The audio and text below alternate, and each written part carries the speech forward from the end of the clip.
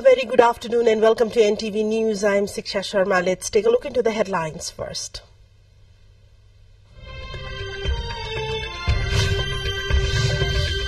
Election Commission to publish final list for National Assembly member election. Candidacy withdrawal also set for today. The 302nd birth anniversary of Prithvinarayan Shah being observed today. President Paul views Shah's ideology of national unity still relevant.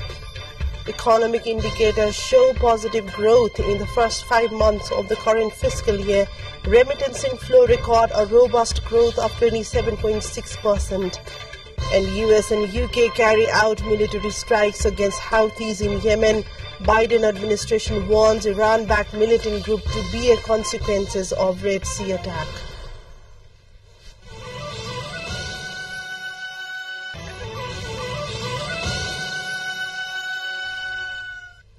Welcome back to NTV News. Taking a look into news in detail now. Final name list of candidates for the National Assembly members election will be published today. Candidates who have registered their nominations for the National Assembly elections to be held on January 25 can withdraw their names today if they wish.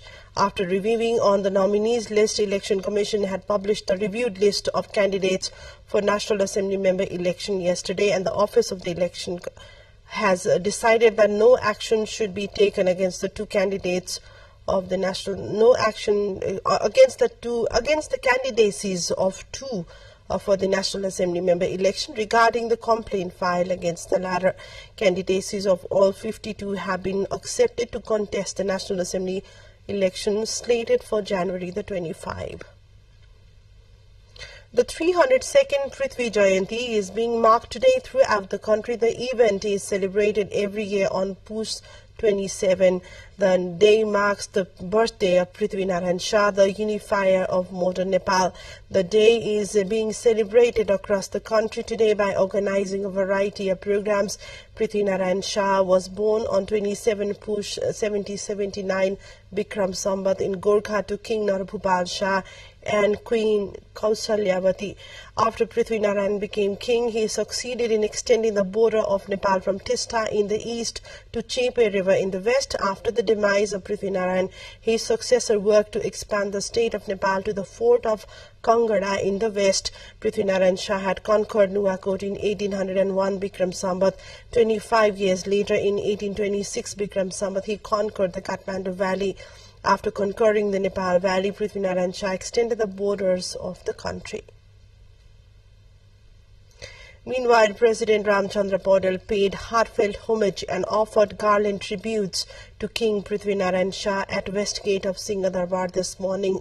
On the occasion, a band of Nepal Army presented a guard of honor to the President.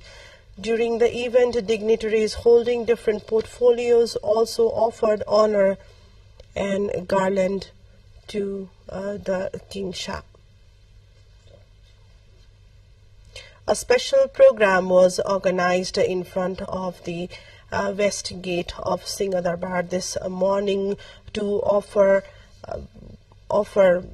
worship and to late King Prithvinarayan Shah. President Paudel also extended heartfelt tributes and took part in the garland offering ceremony to the late King Shah, popularly known as the unifier of modern Nepal. And let's take a look into a short break here. More news follows up on the other side. Do stay with us.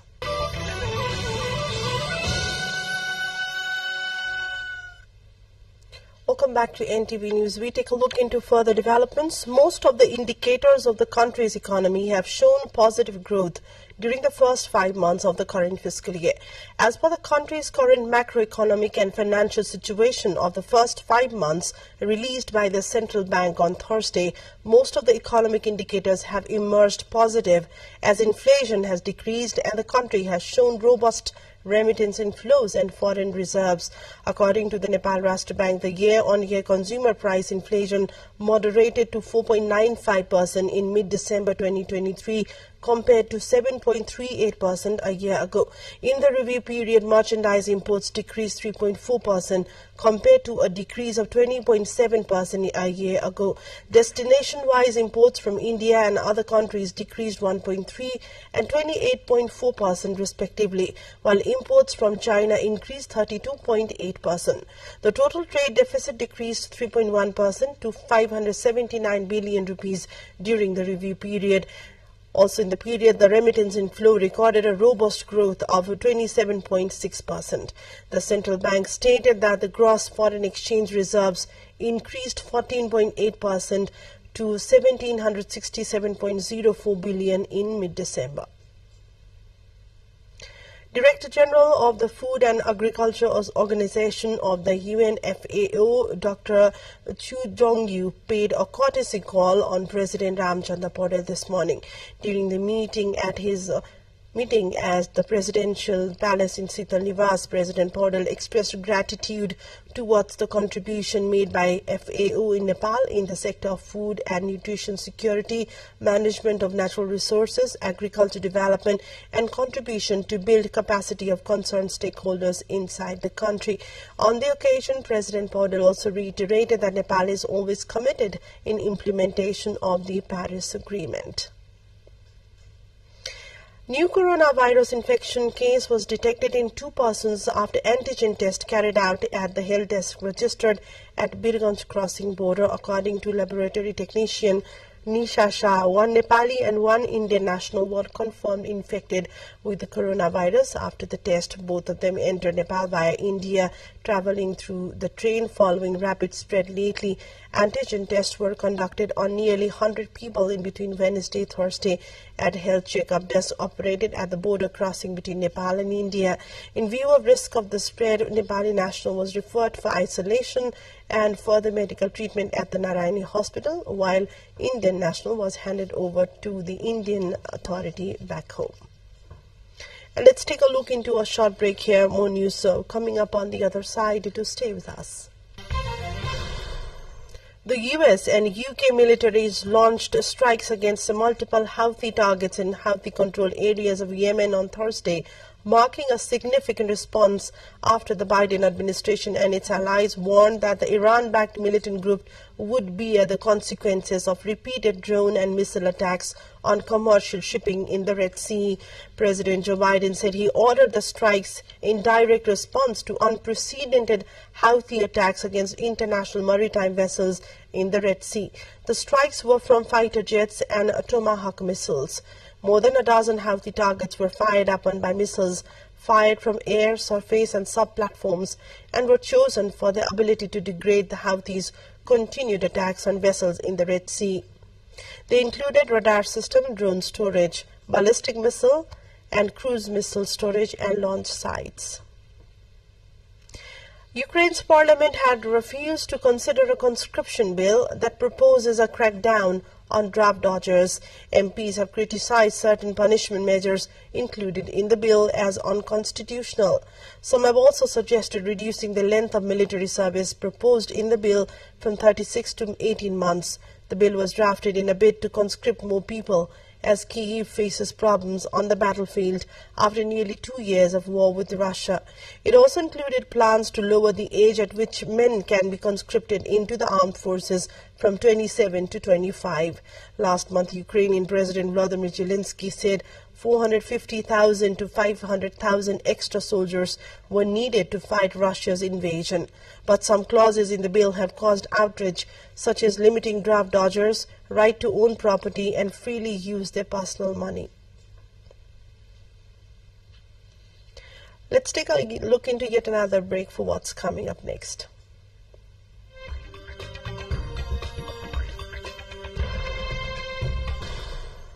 Bullfighting will return to the Mexican capital on January 28 after the country's Supreme Court overturned a 2022 ban, announces the director of the Plaza Mexico Bull Ring. Mexico is a bastion of bullfighting, and the more than 50,000 capacity ring in the capital is the largest bull ring in the world. The tradition has been in jeopardy since June 22nd, when a judge ordered the indefinite suspension of bullfights, agreeing with animal rights activists who had filed suit over the centuries-old practice. So far, only 5 of Mexico's 32 states have banned the practice. This was brought by the Spanish in the 16th century. Mount Laki in eastern Indonesia continues to erupt, spewing towering ash clouds as authorities raise the alert status to the highest level. The eruption follows weeks of heightened volcanic activity on the mountain located on Flores Island and prompted thousands to leave their homes and stay at the temporary shelters. Time now for sports update.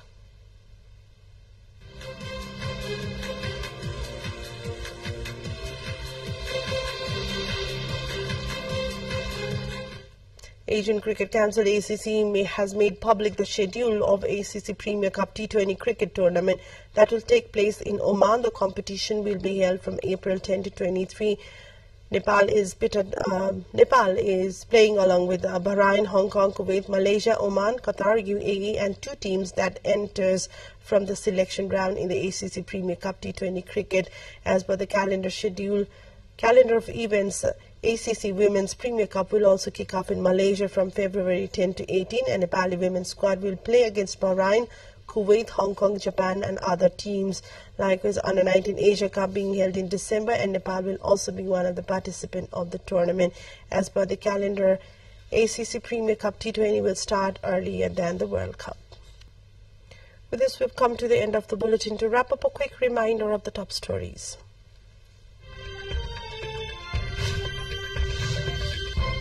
Election Commission to publish final list of candidates for the National Assembly member election. Candidacy withdrawal also set for today.